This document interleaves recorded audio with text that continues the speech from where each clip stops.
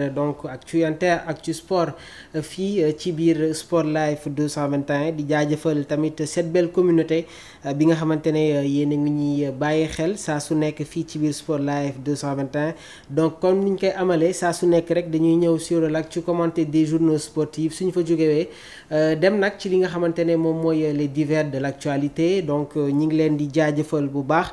dañ koy commencer léegi nii rek ak journal xët la yéenekaay bi di record ñoom gannaaw ba ñu ñëwee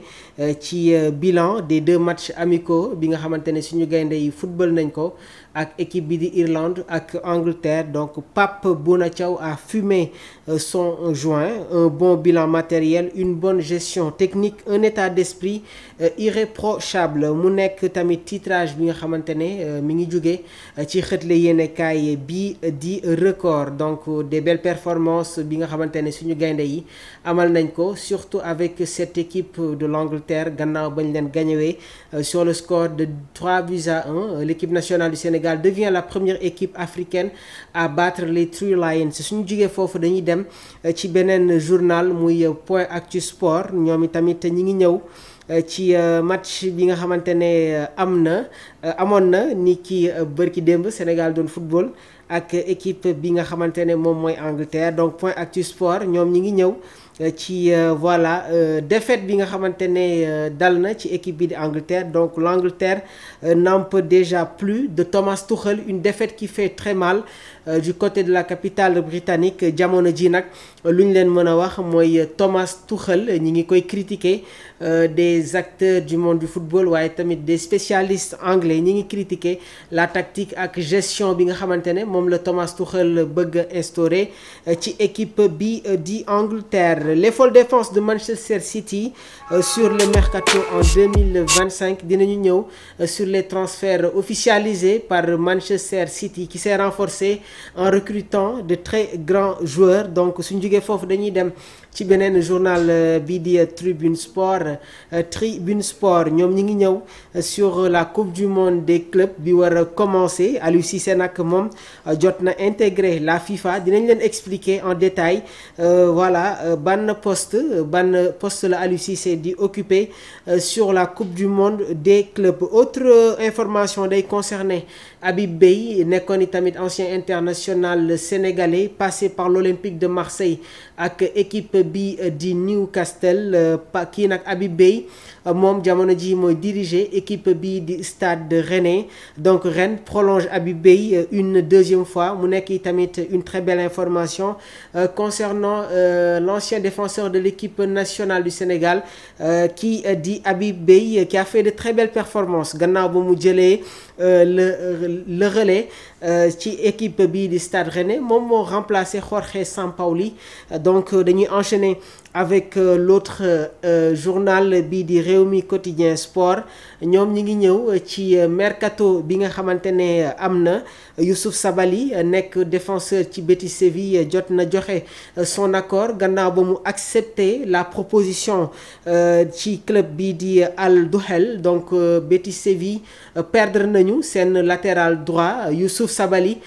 qui avait annoncé sa retraite internationale waaye mi ngi continuer du football au niveau européen gannaaw ba mu jógewee ci championnat Espagne dem na dans le championnat qatari donc une nouvelle qui surprend du monde ñu bëri ñi ngi doon xaare ni tamit le retour de Youssouf Sabaly en sélection nationale des points d'interrogation mi ngi jëm ci wàll boobu dañuy ñëw sur l'actu commenté en profondeur dañ koy commencer ak le bilan des 2 matchs amicaux Pape Bouna Thiaw a fumé son joint donc mu nekk tamit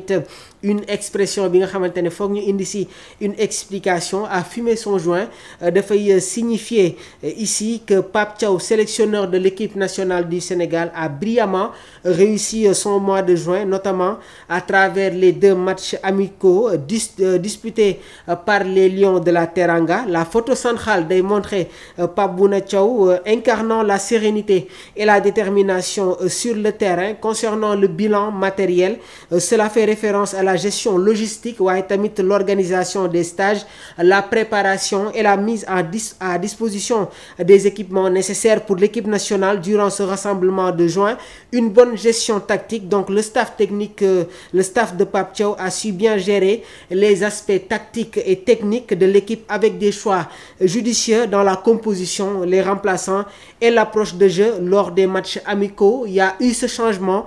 qui a été très important face à cette équipe d'Angleterre. Ismaïla Sarr qui sort, qui reste sa place à Cheikh Tidiane Sabali, nekk joueur buy évoluer ci équipe bi di FC Metz, qui a été le troisième buteur de l'équipe nationale du Sénégal. waaye tamit dañu ñëw sur cet état d'esprit irréprochable. Les joueurs ñoom jot nañu afficher une excellente mentalité, de la discipline et un engagement total, ce qui est souligné comme un point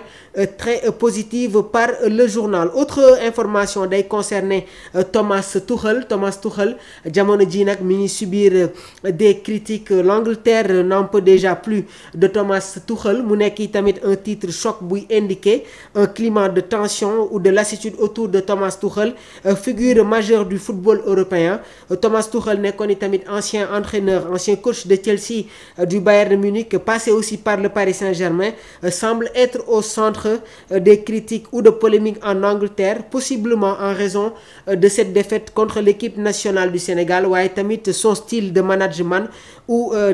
ses relations avec la presse et les supporters. Le journal ñoom itamit ñu ngi suggérer que son passage récent, probablement comme entraîneur d'un club anglais ou de la sélection, jamono ji nag mi ngi susciter de vives réactions négatives. Autre information dafay concerner tamit Thomas Tuchel, qui a critiqué l'ambiance bi nga xamante ne amoon na au sortir de cette rencontre ci diggante suñu gaynde yi ak équipe bi di True Lions. Lors de la conférence de presse, Thomas Tuchel nee na il ne comprenait pas l'attitude des joueurs de l'équipe nationale du Sénégal. Le vestiaire était en explosion. Donc moom mi ngi doon dégg yuuxu yi nga xamante ne mi ngi doon jóge sur le vestiaire sénégalais. C'est normal quand on bat pour une première fois cette équipe d'Angleterre qui n'avait jamais été battue par une équipe africaine. C'est normal que les Lions de la Teranga se défoulent, savourent cette victoire avec une équipe qui fait partie, Thomas Tuchel, qui fait partie des 5 meilleures nations classement FIFA. Donc c'est normal que les joueurs de l'équipe nationale du Sénégal di savourer cette victoire. On est dans le football, il faut être fair play. Et aussi je pense que am na ay yenn mbir yoo xamante ne nañ ko éviter, surtout en étant un grand coach. On a toujours été un supporter des Blues de Chelsea. ñi ngi rafetlu performance yi nga xamante ne amal nga ko au sein de cette équipe des Blues qui a été champion d'Europe en 2021. Mais aujourd'hui il s'agit de l'équipe nationale du Sénégal. Nous aimons cette équipe. Effectivement s'il y a cette victoire, gaynde yi nañ ko savourer bu baax a baax, surtout ñu fekki équipe bii di Angleterre gagné leen seen biir territoire, plus précisément ci stade bii di Nottingham Forest. Autre information dañuy ñëw sur les folles dépenses de Manchester City sur le mercato en 2025. Donc jamono ji nag Manchester City ñi ngi renforcé wu gannaaw ba ñu recruter l'ancien milieu de terrain du Milan AC nekk international hollandais muy Tijani Reijnders. waaye tamit ñoom yamuñu foofu, recruter nañu le défenseur gauche, l'arrière gauche du Wolverhampton muy Ait Nouri, nekkoon tamit ancien défenseur de Wolverhampton qui a signé à Manchester City. waaye tamit ki nga xamante ne moom mooy Ryan Cherki nekk tamit international français en provenance de l'Olympique lyonnais, a signé en faveur des Citizens. Donc jamono ji nag Manchester City ñi ngi renforcé wu gannaaw ba ñu amalee une saison catastrophique. Manchester City a perdu le championnat anglais cette année-ci en faveur des Reds de Liverpool.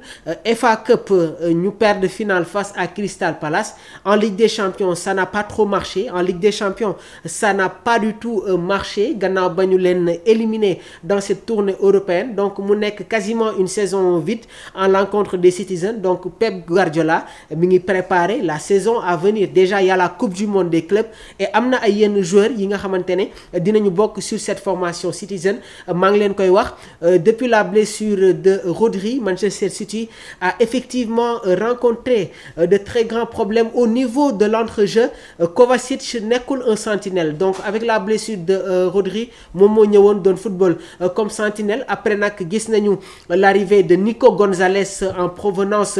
du FC Porto passé par le FC Barcelone ak équipe bi di Villarreal il avait été recruté par Manchester City waaye nag jamono ji les Citizens sont en train de se